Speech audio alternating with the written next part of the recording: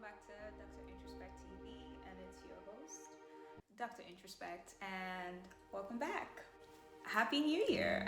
First of all, welcome to 2021, and it's so glad to have you back with us on this great journey that we're on here at Dr. Introspect TV, and as promised, welcome to my official first video for the year 2021. First of all, before I dive right into the sort of analysis we do right here, I just want to touch base with you guys. How are you? How are you doing? How's life treating you? Any resolutions? I'm not the resolution type, so if you are, good for you. I really hope the rest of the year is great to you. Today, I'm bringing to you a really great analysis on an incredible movie. Fun fact, this movie is actually based on a book, and it's a true life story written by the author. So it's a very touching story, and I'm not so sure if this is the way you want to start the year, but I think there are a lot of good messages in here that can really push you forward into this new year and get you on the ground accomplishing things. So without further ado, I'm talking to you today about the Hillbilly Elegy. Stay tuned.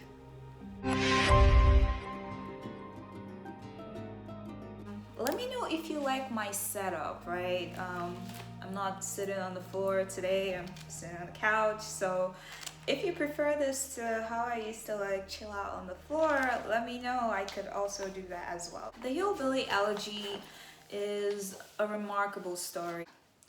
This book is actually a New York bestseller novel, so if you are not the movie type of person, you can definitely go grab this book and read it, and maybe touch on some notes about any differences you saw or something, and let us know in the comments. I have actually read bits and pieces of this book. We had to read it for a class, and I didn't finish reading the book, okay? So I was really happy to watch this movie and kind of pick up on all the things I kind of missed out in the book for not reading it. And I have to say, definitely watch this film or read this book. It will really change your life.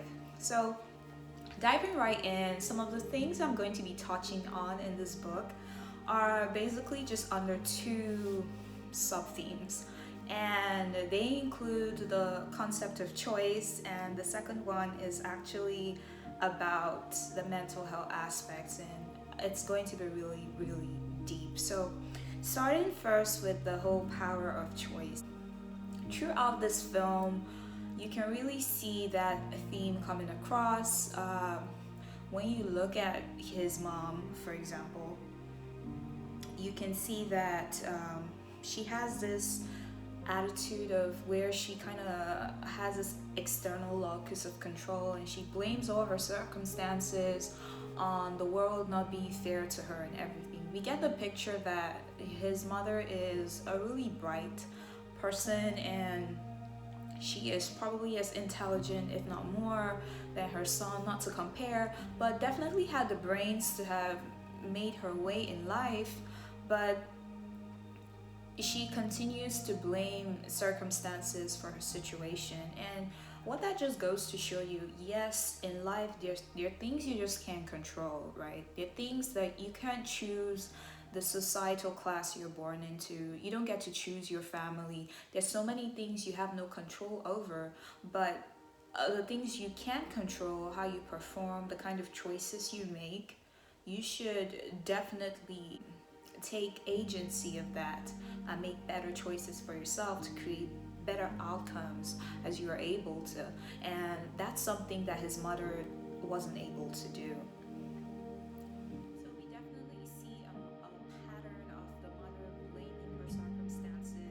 Blaming other people for her issues. She also kind of sees her children as a burden.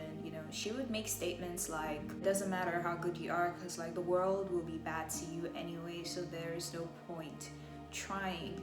We can see that there are many bad decisions she made on her part. For example, she started having sex pretty young, and she got pregnant like before 18.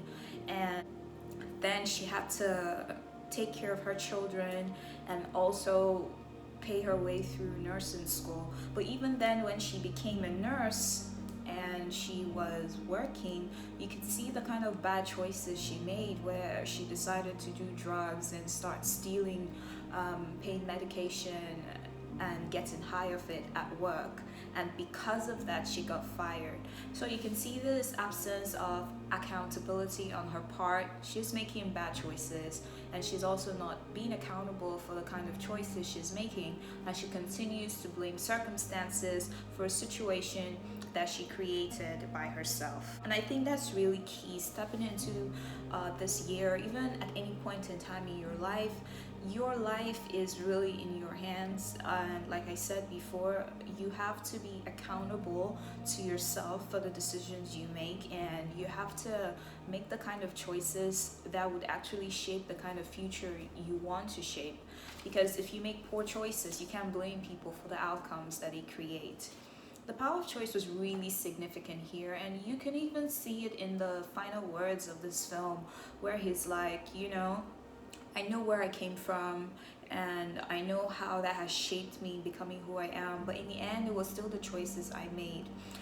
In the case of this young man, that is the main character of this film, you can see himself as well having to make tough choices even as a young kid. And that was really something I resonated with. When his mother was living this fast life and just like different men bed hopping around, and he ended up living with this kid that was doing drugs and had like bad friends and exposing him to this other side of life. His grades were not doing well in school, all those things were happening, and his grandmother also had a choice to make. So you're seeing this three-level generational aspects of choices and how they can really affect the life of someone. So it affects your life, and it can affect the lives of the generations that come after you. The grandmother in her bed, which I would actually call her dying bed, because she was critically ill, hospitalized, and I think she was kind of ready to die. But then she had an epiphany that if she had died, this young man would have been all alone by himself in this world, and his life would have probably turned out like her daughter. So she got up from that bed and she made a decision to not just stand by the wayside and watch history repeat itself. So she went and she asked to become the guardian of this boy. And when she went to the house, so that's her part of making a choice to change someone's life. Second choice that was really critical was the choice that the boy had to make himself. So when she gets to the house, she tells him, "Are you gonna come with me or are you gonna stay here?" And in that moment, that was like a split-second decision. He could have decided to stay there in that house and be smoking and doing drugs, and his mother doesn't have care, or he could have gone with the grandma, and he made that choice to go with the grandma. Another significant moment that I saw was when she parked the vehicle when she found out he had stolen the calculator. And, she bought the calculator for him, and he was like throwing a fit in the car, and he threw it away, and she told him, "You better go and pick that thing, or you get out from this car and like you don't come back," or something like that. That was also another choice. Right there in that moment, he had to decide between staying with his grandma and her rules and everything, or leaving and going off to do what he wants to do. And those were really, really impactful decisions. They were like split-second decisions, but they really affected his life. I know there are people that like to think that, and I'm not saying there's anything wrong with this school of thought, that life is already preordained and there's very little you can do to change outcomes. But there's also the power of choice. A lot of times you're in like a fork road, and depending on the direction you go, it can really change your life significantly. And these decisions might seem like nothing to you, like, okay, go with grandma, don't go with grandma, but you can see how that really changed his life. And I would like to believe that the mother also had choices like that to make in her life. She could have decided not to be irresponsible about her sexual health that young. She could have decided not to do drugs at her working place. You know, these are more significant choices, but I'm sure there are smaller choices as well that seemed like nothing but eventually led to the kind of life that she was living. So I would just like to say that in this theme, the message is really clear. You have to not minimize the impact that your decisions and your choices can have in your life. The power of choice is real, and it's critical, and it is monumental in shaping the type of life you want to have, despite your outcomes, despite your class, despite the kind of society you're born in and stuff. You still have to make the kind of choices, like focus on the things you can control and make the best out of them, right? Now, that is the lighter section, you wouldn't believe it, of this video. Now I'm going to go into something more and dark, and that's precisely the mental health aspects of this film.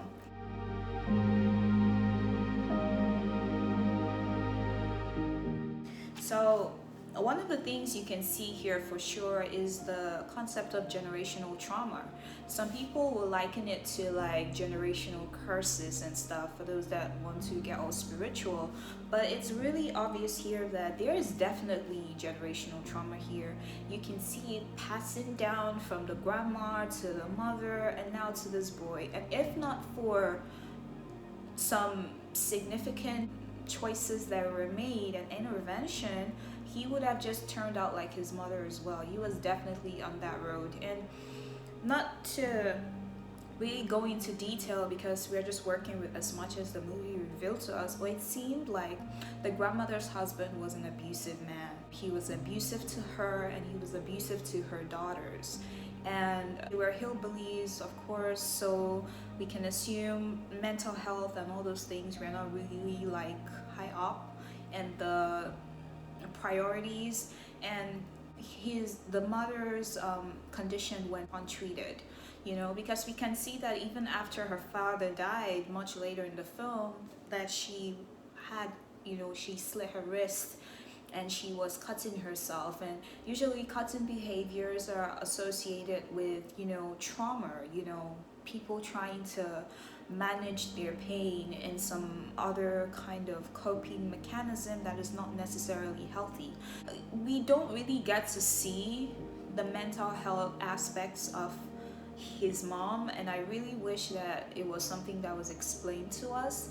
We don't get to see that. And but just by assumption we can assume that a lot of the things she was acting out was as a result of the abuse that she suffered at the hands of her dad when she was a kid. She definitely needed therapy and she needed to deal with that. So I don't think it was more so a case of just putting her in rehab. Perhaps maybe there's a therapist there and they would still explore the trauma. I think she really needed a trauma therapist that would have helped her to really uncover those wounds from her inner child and help heal that. And it would have probably been an ongoing process, not like a one-time thing. With generational trauma, it's really important that somebody takes a stand. It's one of those situations where I truly believe that all it takes is one person to maybe get help for themselves or cut off from the person, definitely taking a stand so that history does not repeat itself. And you can see that she herself turned into an abuser as well because she was very abusive to her son, so much so that cops were even involved one time, and the boy lied to the cops and said he was being a bad kid and his mom didn't do anything to him. And the moment I saw that, I just felt really sorry for him, because like I can understand, even though it's like a parent-child situation, in couple situations as well, you can see victims trying to cover up for their abuser, because you can report them and they can get out of jail and come back and take out all that anger and rage on you, and the abuse would get worse. Or sometimes it could just be cognitive dissonance. You don't, this is like a Stockholm syndrome type of thing for lovers, trauma bonding. You this is your mom. This is supposed to be expression of like the first love you'd ever have, and they are abusing you. This is the person that your survival depends on. So it creates that kind of dissonance where, how do you admit that the person that is supposed to love you more than anything in the world is also abusing you? So another thing that we could see here was that this young man was also parentified as a kid, because his mother was so irresponsible, with her drug and sleeping around and just bed hopping from man to man, basically just dating men so that she could have a place to live while she's dating them, and she won't have to pay rent and pay bills, basically deal with all the responsibilities that you have to deal with as an adult or as a parent. She didn't want to deal with that. And you had a boy that always felt like he had to kind of take care of himself and also take care of his mother. So he was definitely parentified. And that parentification, imagine him, his grandmother, and the mother, situations will happen, and he is the one being the adult in the moment saying, this is wrong, we should call the cops, this is not okay. A child having to stand in that place is just not what it's supposed to be. It's all shades of wrong. And because of this experience of parentification, it made it difficult for him to adjust to structure when his grandmother started to really enforce boundaries for him, because you've basically been treated like an adult and a parent this whole time. Now you have to respect authority that wasn't there before. It becomes like a challenge, a power tussle, and that was really what was going on there, that he had to adjust to new structures and boundaries that a grandmother was now putting in, that he should have had all along if his mother was doing her job. And because of her own trauma and her own pain, addiction issue, she couldn't be there for her child, and I mean, I'm just watching this movie and I'm just like, wow, and just for the record, the setting of this movie is actually him trying to get a job at this college at Yale where he was able to go to for his master's, and he is trying to make his way back to this interview. And as he's doing that, he's thinking about all these things that have happened in his life and how all of them have shaped him to become the person he is today, how the decision his grandmother made affected him, how the choices he also made affected him. But then you just can't help but feel so sorry for him, because he has all these problems going on. You could see that he's trying to pay his tuition. Yes, he has a scholarship, but then there's still an amount of money he still has to pay. And then he's still burdened with the trouble of his mother and her addiction. So I know a lot of people feel that way. People that are probably dealing with parents that have substance abuse issues, their issues always come up and it always trumps your issues, And we could see that her issues made her daughter Lindsay go broke. And it almost seemed like she had ruined her daughter's life. It kind of seemed like she had succeeded in ruining her daughter's life, and now she wants to ruin his life as well. And I think that it wasn't, it makes you wonder, like, is this intentional? It really looked like narcissistic style patterns for sure. And if you're going along the lines of, is this intentional? An argument could be that because she screwed up her own life with her own choices, that she wants to screw up the life of her children as well, so that it can validate her conclusions that yes, it doesn't matter what you do, your life is going to be screwed up anyway, and it was just the level of her ungratefulness when he tried to put her in rehab. And you can see that he was basically maxing out all his credit cards just so that she can have a place to stay, and she ungratefully left and still found a way to still blame him. Like, I know a lot of families might be dealing with this kind of stuff, and you're like, what do you do?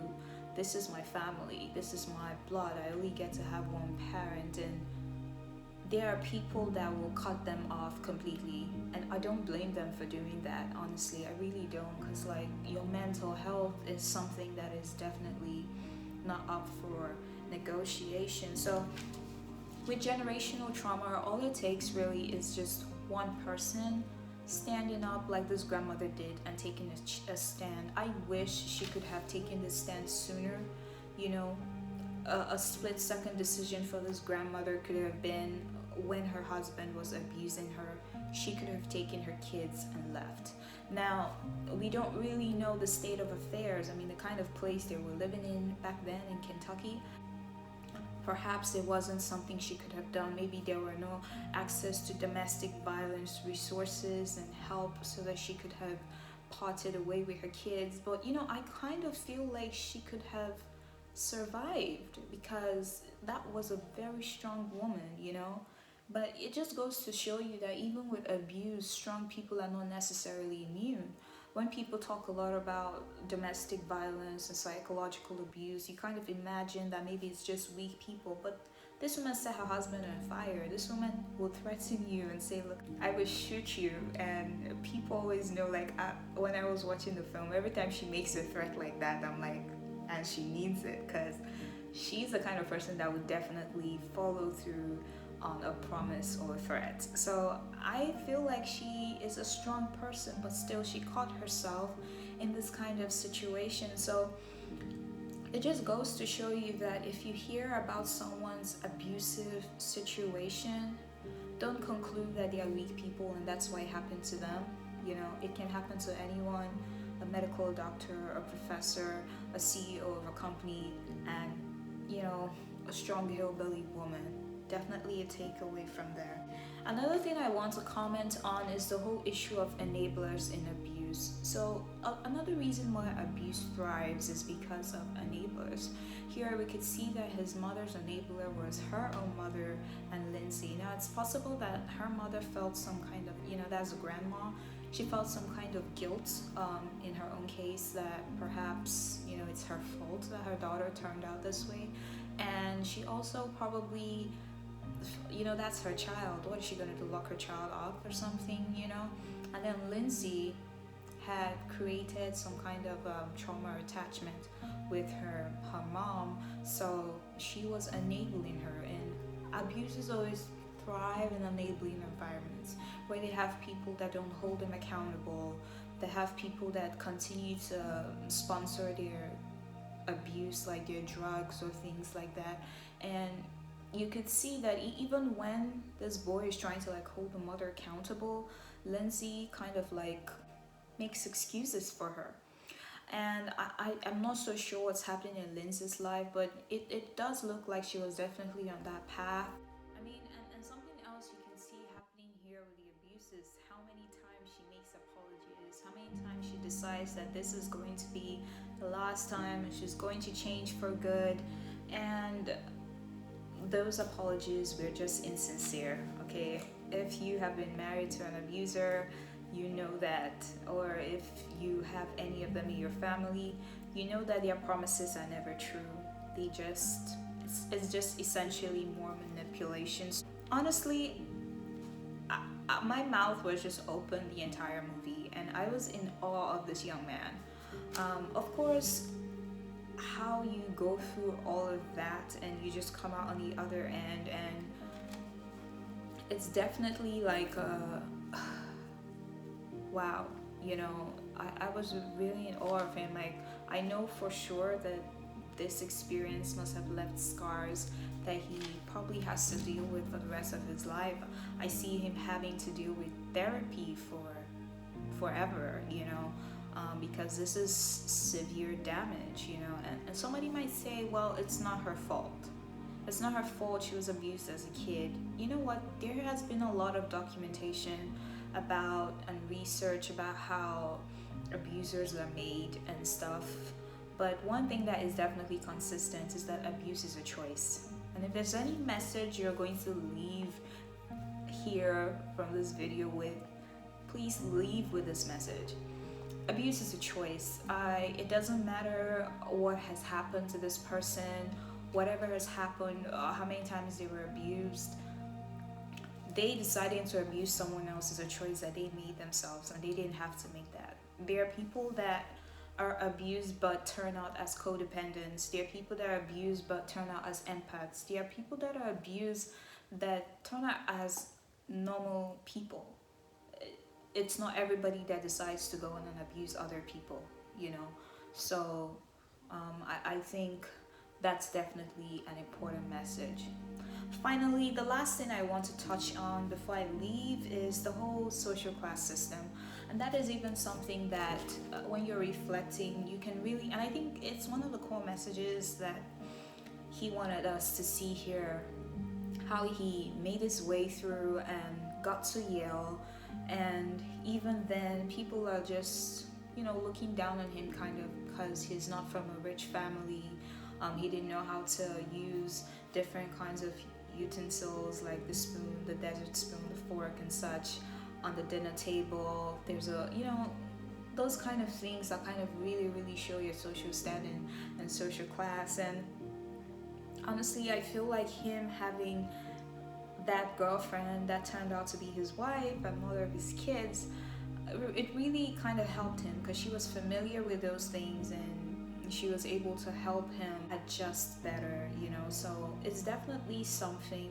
Having access to social network can really, not social network like the app, but network and connections, let me just use the word connections, can really help you to improve your standing and expose you to other things for sure.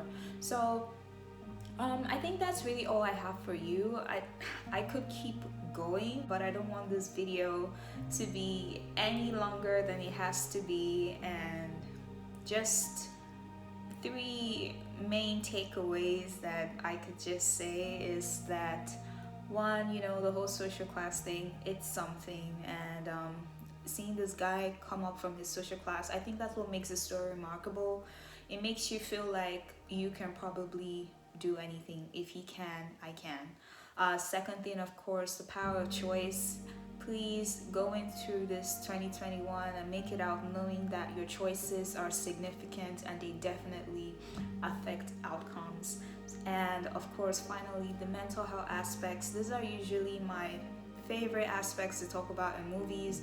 I know they're really dark, but it doesn't get the message enough, and I need to keep putting this message out there that mental health is really important, and it's something we should take more seriously. And so with that, I come to the end of my video. I hope you really enjoyed it. I can't wait to see you in my next one. I love you. Bye.